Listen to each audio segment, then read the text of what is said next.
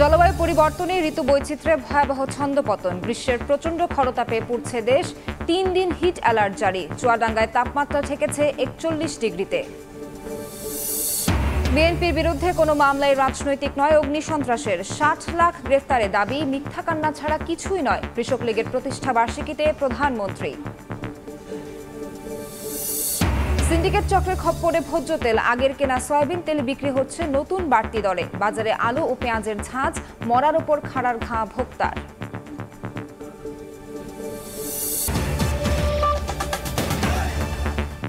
প্রচণ্ড খরতাপে জ্বলছে সারা দেশ। টানা হিট ওয়েভে ওষ্ঠাগত জনজীবন। তাপমাত্রার পারদ চড়াও যশোর, চুয়াডাঙ্গায়। সর্বোচ্চ তাপমাত্রা রেকর্ড হয়েছে চুয়াডাঙ্গায় ৪১.৩ ডিগ্রি সেলসিয়াস। দেশজুড়ে হিট অ্যালার্ট জারি করেছে আবহাওয়া অফিস। অগ্নিদহনে পুড়ছে দেশ, বাতাসে যেন আগুনের ফুলকি। বেলা বাড়ার সঙ্গে সঙ্গে সূর্যের প্রখরতায় অষ্টাগত গরমে হাঁসফাঁস জনজীবন। মরুর লু হাওয়া বয়ে যাওয়ায় মৌসুমের প্রথম তাপদাহে হাঁপিয়ে উঠছে প্রাণীকুল। রাজধানী সহ দেশের খুলনা, রাজশাহী, রংপুর সহ উত্তর ও দক্ষিণ পশ্চিমাঞ্চলে বয়ে যাচ্ছে হিটওয়েভ। চলতি মৌসুমে সব রেকর্ড ভেঙে সীমান্তবর্তী জেলা চুয়াডাঙ্গায় টানা ৪ দিনের তীব্র তাপপ্রবাহে তেতে উঠেছে পথঘাট জনজীবন। তাপমাত্রা ছাড়িয়েছে ৪০ ডিগ্রি সেলসিয়াসের উপরে। জেলা জুড়ে হিট অ্যালার্ট জারি, মাইকিং করে সতর্ক করা হচ্ছে। পুরা সারা শরীর জ্বলতেছে, নিচের থেকেও গরম উঠতেছে, উপর থেকেও গরম পড়তেছে। গরমের অবস্থা খুব খারাপ, সহ্য করতে পারছি না, এসে মাথায় পানি দিচ্ছি। সর্বোচ্চ গরম আর সর্বনিম্ন তাপে সারা বছরই নাকাল সীমান্তবর্তী জেলা চুয়াডাঙ্গার মানুষ। আবহাওয়ার এই তারতম্যে মহাদেশীয় বায়ুপ্রবাহের গতিপথ এবং কর্কটক্রান্তি রেখার খুব কাছাকাছি জেলার অবস্থানই কারণ বলছেন আবহাওয়াবিদরা। যারা বেরোচ্ছে তারা অনেকে যে গাছের ছায়া খুঁজছে। খুলনা বিভাগের যশোর, কুষ্টিয়াতেও একই অবস্থা। অন্য জেলাগুলো পুড়ছে খরতাপে। প্রচণ্ড সূর্যের উত্তাপে ঘরের বাইরে ও ভেতরে দুর্বিষহ জীবন। এতে হাসপাতালে বাড়ছে পানিবাহিত ও গরমজনিত রোগীর সংখ্যা। বৈশাখের শুরু থেকেই উদ্বেগজনক হারে বাড়ছে গরমের মাত্রা। আগামী কয়েকদিন বাতাসে জলীয় বাষ্পের আধিক্যের কারণে আরও বাড়তে পারে অস্বস্তি। এ সময় স্বাস্থ্যের বিশেষ যত্নের পরামর্শ চিকিৎসকের। পানি খেতে হবে বেশি বেশি করে, আর যাতে প্রয়োজন ছাড়া রোদে যাওয়ার কোনো দরকার নেই। আবহাওয়া অধিদপ্তর বলছে এই দুর্দশা থেকে মিলবে না সহসাই মুক্তি। এপ্রিল মাস জুড়ে চলবে তাপপ্রবাহ। লাবিব হাসান, সময় সংবাদ।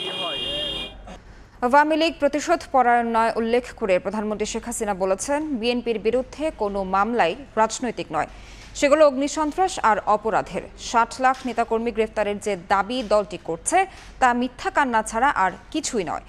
দেশের সব জেলেও এত সংখ্যক কয়েদি রাখার ব্যবস্থা নেই বলে জানান তিনি। সকালে কৃষক লীগের প্রতিষ্ঠা বার্ষিকী উপলক্ষে গণভবনে নেতাদের সঙ্গে শুভেচ্ছা বিনিময়ের সময় একথা বলেন দলীয় প্রধান। জাতির পিতা বঙ্গবন্ধু শেখ মুজিবুর রহমানের হাত ধরে ১৯৭২ সালে ১৯ এপ্রিল জন্ম নেয় বাংলাদেশ আওয়ামী লীগের অন্যতম সহযোগী সংগঠন কৃষক লীগ।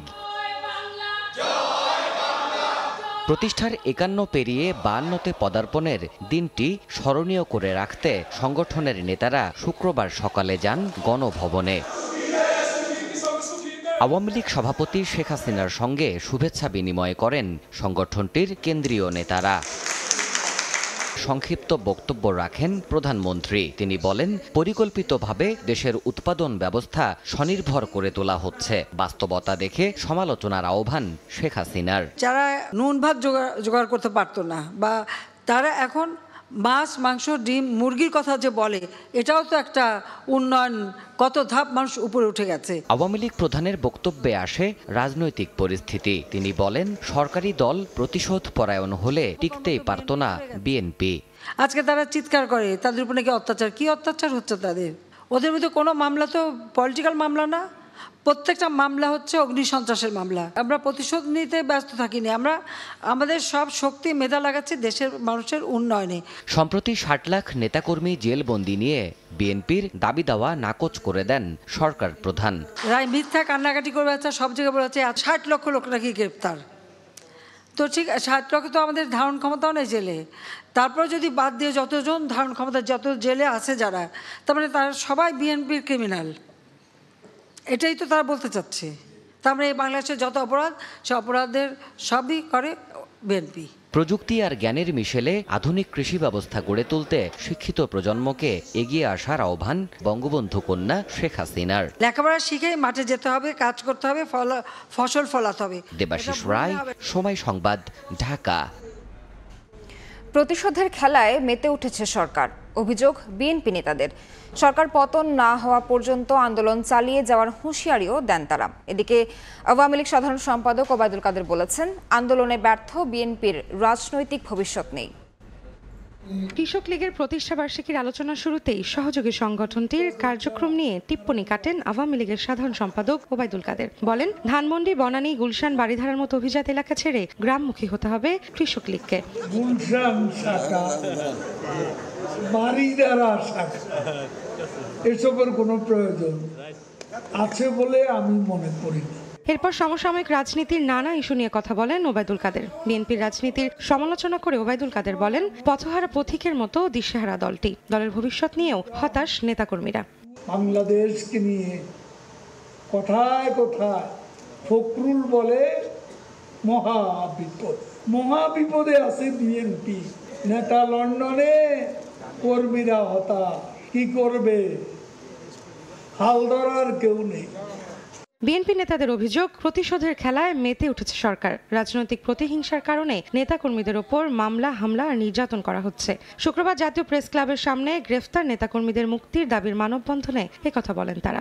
ষড়যন্ত্র করে আন্দোলনকারী, গণতন্ত্রকারী, সত্য কথা যারা বলে, যারা গণতন্ত্রের পক্ষে সোচ্চার, তাদের বিরুদ্ধে বিভিন্ন নাশকতার মামলা, মিথ্যা মামলা দিয়ে আপনি তাদেরকে কারাগারে পুরে রেখেছেন। গণতন্ত্র প্রতিষ্ঠা ও সরকার পতন না হওয়া পর্যন্ত আন্দোলন চালিয়ে যাওয়ার হুঁশিয়ারিও দেন বিএনপি নেতারা। আপনি যে প্রতিশোধের খেলায় মেতে উঠেছেন, এই খেলায় আলটিমেটলি আপনি পরাজিত। রৌনক নিয়ন্তা, সময় সংবাদ, ঢাকা।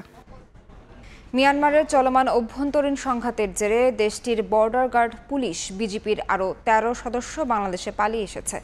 ভোরে টেকনাফের নাফ নদীতে বাংলাদেশ কোস্ট গার্ডের টেকনাফ স্টেশনের কাছে তারা আত্মসমর্পণ করে। পরে তাদের বিজিবির নাইখংছড়ি ব্যাটালিয়নের কাছে হস্তান্তর করা হয়। বিজিবি জানায়, নাইখংছড়ি ব্যাটালিয়নের অধীনে থাকা 274 জনের মধ্যে বিজিপি সদস্য ছাড়াও সেনা সদস্য রয়েছে।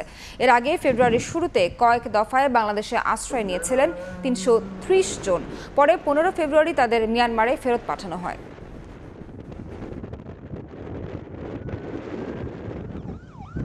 বাংলাদেশ চলচ্চিত্র শিল্পী সমিতির নির্বাচনের ভোট গ্রহণ বিকেল 5:30টায় শেষ হলেও এখনও চলছে গণনা। এ নিয়ে জানাতে এই মুহূর্তে বিএফডিসিতে আছেন রিপোর্টার মুহিবাল হাসান। সরাসরি যাচ্ছি তার কাছে।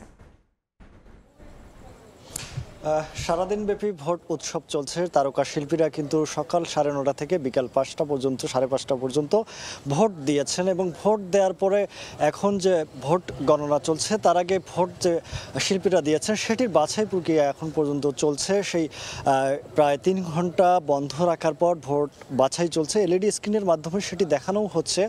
সেই সঙ্গে সবশেষ তথ্য অনুযায়ী যে তথ্য পেয়েছি, 21টি কার্যনির্বাহী পদের যে ভোট আছে সেটি বাতিল হয়েছে, এমন তথ্যই পেয়েছি। এবারের নির্বাচনে 570 জন ভোটার ছিলেন এবং সেই ভোটার থেকে 471টি ভোট কাস্ট হয়েছে, এমন তথ্যই প্রধান নির্বাচন কমিশনার খোরশেদ আলম খসরু জানিয়েছিলেন।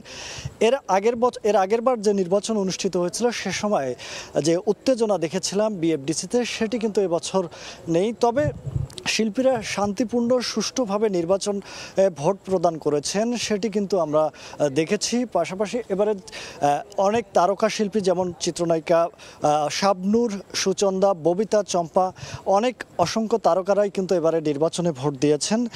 একটু যদি আমি বলি, 21টি পদে 42 জন প্রার্থী ও 6 জন স্বতন্ত্র প্রার্থী, মোট 48 জন প্রার্থী কিন্তু নির্বাচনে অংশগ্রহণ করেছিলেন। তাদের 21টি পদেই কিন্তু একটি প্যানেল গঠিত হয়েছে।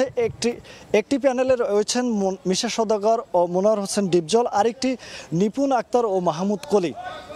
তবে ভোট গ্রহণ আমরা যে তথ্য পেয়েছি, ভোটের যে গণনা চলবে সেটি সারা রাত ব্যাপী চলতে পারে এবং এরপরে ফলাফল জানানো হবে এবং এই ফলাফল শেষে একদিন সময় পাবেন। যদি কোনো প্রার্থী ভোটের ফলাফল ঘোষণার বিষয়টি সন্তুষ্ট না হয়ে যদি কোনো আবেদন করেন সেক্ষেত্রে কিন্তু ভোটের নতুন করে আবার গণনা হবে।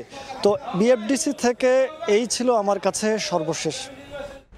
নাটোরের সিংড়ায় উপজেলা পরিষদের চেয়ারম্যান প্রার্থী দেলোয়ার হোসেনকে অপহরণ ও মারপিটের ঘটনায় জড়িতদের ছাড় দেয়া হবে না বলে জানিয়েছেন আইসিটি প্রতিমন্ত্রী জুনায়েদ আহমেদ পলক।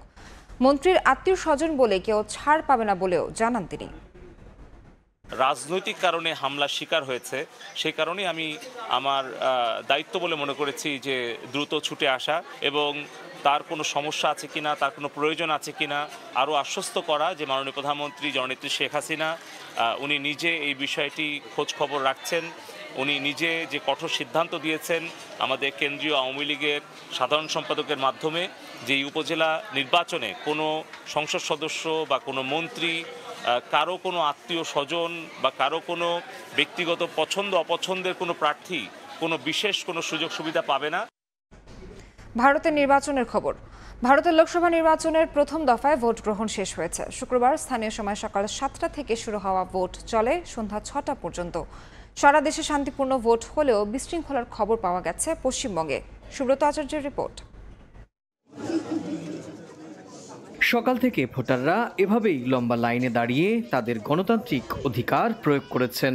আর ভোট কেন্দ্রগুলোর বাইরে এবং ভেতরে আগ্নেয়াস্ত্র হাতে নিয়ে নিরাপত্তায় নিয়োজিত থাকতে দেখা গিয়েছে দেশটির কেন্দ্রীয় বাহিনীর সদস্যদের। শুক্রবার ভারতের 18তম লোকসভা নির্বাচনের প্রথম দফার ভোট শুরু হয় স্থানীয় সময় সকাল 7টায়, যা শেষ হয় স্থানীয় সময় সন্ধ্যা 6টায়। এদিন পশ্চিমবঙ্গ ছাড়াও ভোট নেওয়া হয় তামিলনাড়ু, উত্তরাখণ্ড, অরুণাচল প্রদেশ, মেঘালয়, আন্দামান নিকোবর, মিজোরাম, নাগাল্যান্ড, পুদুচেরি, সিকিম, লাক্ষাদ্বীপ সহ মোট 21টি রাজ্য ও কেন্দ্রশাসিত অঞ্চলে। প্রথম দফার ভোটে প্রায় 2000 প্রার্থীর ভাগ্য পরীক্ষা করেছেন 16,63 লাখ ভোটার। এর মধ্যে তরুণ ভোটার ছিলেন 3,51,00,000 আর প্রথমবারের মতো ভোট দিয়েছেন 35,67,000 ভোটার। প্রথম দফায় মোদী সরকারের শীর্ষ 6 মন্ত্রী ছাড়াও বেশ কয়েকজন রাজনীতিকের ভাগ্য নির্ধারণ করেছেন ভোটাররা। এতক্ষণ দেখছিলেন দেশ বিদেশের খবর।